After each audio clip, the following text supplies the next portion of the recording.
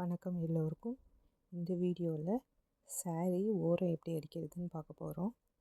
சாரியை எப்பயுமே மொத்தமாக சுருட்டி நீங்கள் டெய்லர் மிஷின் மேலே வச்சுக்கோங்க. ஏன்னா நம்ம கீழே தொங்க விட்டு தைச்சோம் அப்படின்னா துணி இழுக்கும் போது நம்மளுக்கு ஓரம் அடிக்கிறது சரியாக வராது. அதனால் saree துணியை எப்பயுமே மொத்தமாக ஒரு பால் மாதிரி சுருட்டி நம்ம மிஷின் மேலே வச்சுக்கலாம். எப்பயுமே saree நம்ம டபுள் ஃபோல்டு பண்ணி தான் ஸ்டிச் போடுவோம்.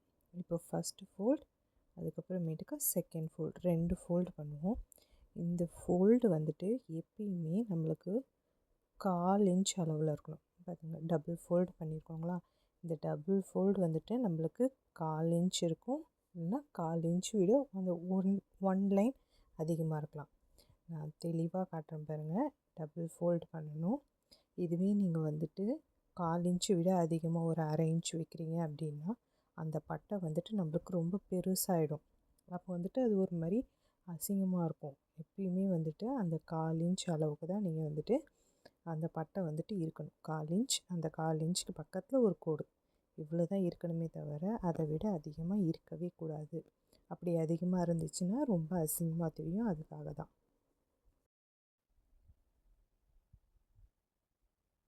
சாரியை மடிக்கும் போது கரெக்டாக பார்த்து மடிங்க. மேலே கீழே இருக்கக்கூடாது. அந்த புடவையோட அதே அளவில் தான் அந்த மடிப்பு இருக்கணும். மேலே கீழே இருந்துச்சுன்னா அது ஒரு மாதிரி அசிங்கமாயிடும். அதேமாரி எப்பயுமே ஸ்டார்ட் பண்ணும்போது அந்த டபுள் ஸ்டிச்சோட பேக் ஸ்டிச் சொல்லுவோம் இல்லைங்களா, அதோடு தரணும். ஏன்னா சிங்கிள் ஸ்டிச் கொடுத்தோன்னா அது கண்டிப்பாக பிரிஞ்சு வந்துடும் நம்ம யூஸ் பண்ண. அதனால் பேக் ஸ்டிச் போட்டு நீங்கள் ஸ்டார்ட் பண்ணுங்கள். கொஞ்சம் கொஞ்சம் துணியை நம்ம நல்லா எக்ஸ்பீரியன்ஸ் ஆகிட்டோம் அப்படின்னா நம்ம ரொம்ப லென்த்தாகவே துணி மடித்து நம்ம தையல் போட்டுக்கலாம். நம்ம ஸ்டார்டிங் ஸ்டேஜில் கொஞ்சம் கொஞ்சம் துணியை மட்டும் மடித்து அடிச்சுக்கலாம். அதேமாதிரி தைக்கும் போது எப்பயுமே இந்த மாதிரி வெளியே வர துணியை லைட்டாக புல் பண்ணி நம்ம தைக்கணும். அப்போ தான் பார்த்திங்கன்னா நம்மளுக்கு கரெக்ட் லைனில் வருதா இல்லை முன்ன பின்ன வருதா அப்படின்னு சொல்லிட்டு நம்மளுக்கு தெரியும். நீங்கள் ஒரு பிகினராக இருக்கீங்க, சாரீ ஓரம் மட்டும் நம்ம வீட்டிலே அடிச்சுக்கலாம் அப்படின்ற ஒரு தாட்டோடு நீங்கள் இருக்கீங்க அப்படின்னா நீங்கள் ஸ்டார்டிங் எப்பயுமே ஒரு வேஸ்ட்டு கிளாத், நம்ம வீட்டில் எப்பயுமே ஒரு காட்டன் கிளாத் இருக்கும் பார்த்திங்களா, அதில் இந்த மாதிரி ஃபோல்ட் பண்ணி ஸ்டிச் பண்ணுங்கள். என்னடா இது இப்படி சொல்லிட்டாங்கன்னு நினைக்காதீங்க. ஸ்டார்டிங் ஸ்டேஜில் நம்ம அந்த மாதிரி மடித்து கற்றுக்கிட்டோம் அப்படின்னா தான் நம்ம சாரீ மடித்து அடிக்கிறதுக்கு கரெக்டாக வரும். நான் அந்த 1/4 இன்ச் சொல்கிறேன் பார்த்திங்களா, அந்த 1/4 இன்ச் நம்ம எடுத்த உடனே சாரியில் பண்ணோன்னா நம்மளுக்கு வரவே வராது. அதுவும் சாட்டின் கிளாத்தில் சுத்தமாக நம்மளுக்கு ரொம்ப கஷ்டமாக இருக்கும். ஸோ நம்ம எப்பயுமே வீட்டில் காட்டன் கிளாத் வச்சு இந்த ஃபோல்டு அந்த 1/4 இன்ச் நீங்கள் ஸ்கேல் வச்சு மார்க் பண்ணி நீங்கள் இதை ட்ரை பண்ணிங்கன்னா உங்களுக்கு சாரியில் அடிக்கும் போது கரெக்டாக வரும், பர்ஃபெக்டாக இருக்கும். உங்களுக்கும் ஒரு சாட்டிஸ்ஃபேக்ஷன் வரும். எடுத்த உடனே நம்மளுக்கு என்னடா இது வரமாட்டேங்குது அப்படின்னு சொல்லிட்டு நீங்கள் கஷ்டப்பட மாட்டீங்க. நம்மளால் இது பண்ண முடியுது அப்படின்னு சொல்லிட்டு உங்களுக்கு ஒரு கான்ஃபிடென்ஸ் வரும். அதுக்காக தான் சொல்கிறேன் நான். எடுத்த உடனே நம்ம டைரெக்டாக சாரியில் ட்ரை பண்ணாமல் ஒரு காட்டன் கிளாத் வச்சு நீங்கள் ட்ரை பண்ணிங்கன்னா உங்களுக்கு ரொம்ப ஈஸியாக இருக்கும். நான் பாருங்கள், சாரீ ஃபுல்லாகவே அந்த 1/4 இன்ச் அளவுக்கு கரெக்டாக மடித்து வைக்கிறேன். நம்ம ப்ராக்டிஸ் பண்ணால் மட்டும்தான் இது வருங்க. ப்ளீஸ் கொஞ்சம் சிரமம் பார்க்காம ப்ராக்டிஸ் பண்ணணும். நம்ம வீட்டில் இது ஃபுல்லாகவே 1/4 இன்ச் அளவுக்கு மடித்து தைச்சிட்டு வரணும். அதேமாரி அந்த துணியையும் மறக்காமல் புல் பண்ணிக்கிட்டே வாங்க.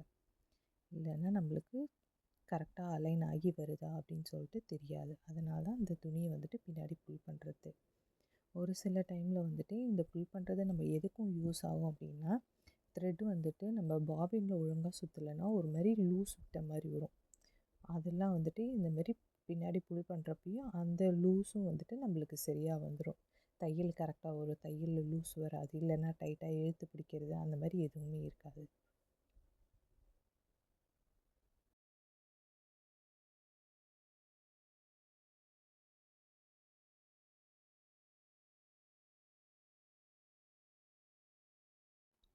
நம்ம புடவை ஓரம் அடிக்க ஆரம்பித்த அப்பத்துலேருந்தே நீங்கள் மடிப்பு கரெக்டாக மடிச்சுட்டு வந்திருந்தீங்கன்னா நம்மளுக்கு இங்கே முடியும் போதும் புடவையில் கரெக்டாக முடியாதேச்சு அந்த கடைசி தையல் முன்ன பின்ன இருக்காது. இப்போ நான் உங்களுக்கு காட்டுறேன் பாருங்கள். ஸ்டிச்சஸ் எல்லாம் வந்துட்டு அந்த 1/4 இன்ச் அளவில் தான் கரெக்டாக முடிஞ்சிருக்கும். அதே மாதிரி நம்ம புடவையை இழுத்து இழுத்து அந்த ஓரம் அடித்தோம்னா அப்போ வந்துட்டு நம்மளுக்கு புடவை ஒரு மாதிரி பல்ஜாகி வந்துடும். அப்போ வந்துட்டு நம்மளுக்கு துணி வந்துட்டு ஒரு மாதிரி கரெக்டாக நம்மளால் ஃபோல்டு பண்ண முடியாது. அதனால தான் துணி இழுக்காதீங்க. இப்போ நான் துணி இழுக்காமல் தையல் அடிச்சிருக்கேன்.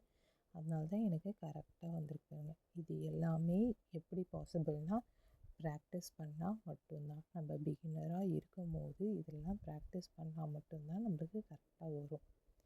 ஸோ இது மட்டும் கொஞ்சம் ப்ளீஸ் ஃபாலோ பண்ணுங்கள். இல்லை பாருங்கள், 1/4 இன்ச் அளவுக்கு தான் இருக்குது. உங்களுக்கு தெரியுதுங்களா? கரெக்டாக 1/4 இன்ச் தான் மடிப்பு இருக்குது. நம்ம ப்ராக்டிஸ் பண்ண நம்மளுக்கு இந்த 1/4 இன்ச் கரெக்டாக வந்துடும். 1/4 இன்ச்சுக்கு முன்ன பின்ன எதுவுமே இல்லை, கரெக்டாக 1/4 இன்ச் இருக்கு பாருங்க.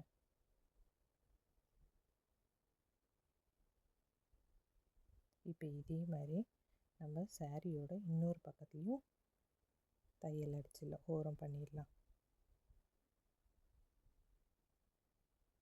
அதே தான் நம்ம முன்னாடி சொன்னதே தான். இதுலேயும் சாரி கீழே போட்டுடாதீங்க. கீழே போட்டுட்டிங்கன்னா உங்களுக்கு துணி இழுக்கும், ஓரம் அடிக்கும் போது கஷ்டமாக இருக்கும்.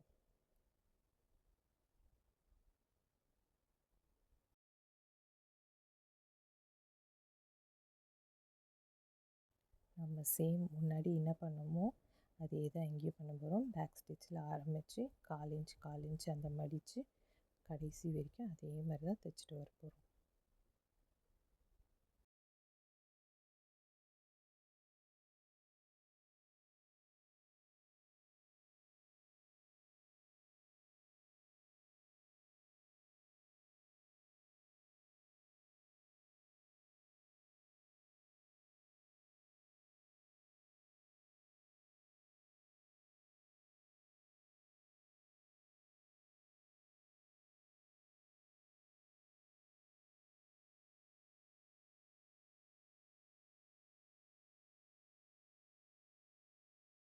எப்பயுமே ஞாபகம் வச்சுக்கோங்க, சாரி ஓரம் அடிக்கும் போது பொறுமை தான் நம்மளுக்கு ரொம்ப ரொம்ப முக்கியம்.